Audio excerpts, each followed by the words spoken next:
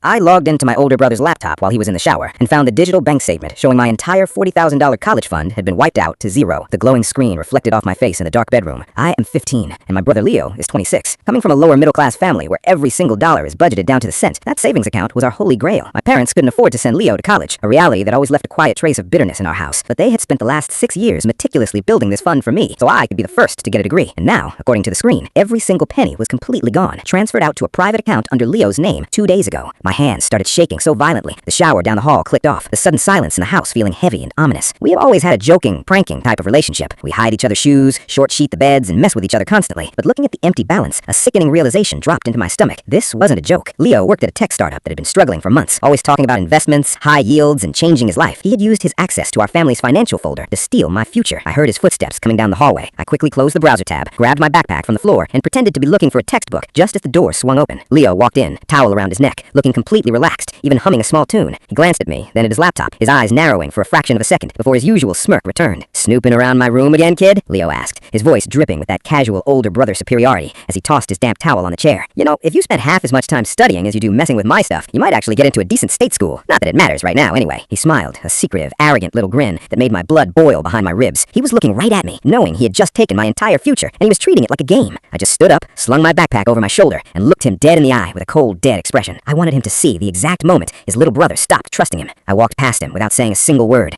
my shoulder brushing his as I headed for the stairs. Downstairs in the kitchen, my mom was putting together school lunches, entirely oblivious to the fact that our family's biggest dream had just been liquidated. Part of me wanted to scream, to call my parents into the room and expose exactly what their golden older son had done behind their backs. But I stopped myself. If I blew the whistle right now, the drama would tear the house completely apart, and Leo would just find a way to make up a lie to cover his tracks. I needed to let the trap snap shut on its own terms. When Leo came downstairs, he walked over to the fridge, grabbed the orange juice, and took a long drink straight from the carton. "Hey, Mom," he called out casually, wiping his mouth with the back of his hand. "I was looking at the family accounts earlier. You guys really need to let me handle the big decisions from now on. The returns you're getting on your basic funds are an absolute joke. You're basically losing money just letting it sit there." My mom just sighed, shaking her head at his constant lectures about finance. I gripped the edge of the counter until my knuckles turned completely white. He was setting the stage, preparing the narrative to justify why he took the money. He thought he was the smartest guy in the room, a financial genius who could gamble with a teenage brother's life. That night, I waited until the entire house was asleep. The clock on the microwave read 2 in the morning when I crept back down to the living room, retrieved the spare key to Leo's filing cabinet from the kitchen junk drawer, and opened his personal ledger. If he was going to ruin my life, I was going to document every move he made for the lawyers. I pulled out the latest document from his bank, expecting to see a high-risk stock portfolio or a failing crypto wallet where my college fund had been dumped. Instead, my eyes hit a massive, bolded number at the top of his corporate liquidity statement, $350,000. The page detailed a massive corporate buyout event from his startup that had cleared 2 weeks ago, allowing him to cash out his early shares for a fortune. Attached to the back of the paper was a newly opened trust account application with my bank, labeled under my initials, showing a pending deposit of $250,000 alongside my original $40,000.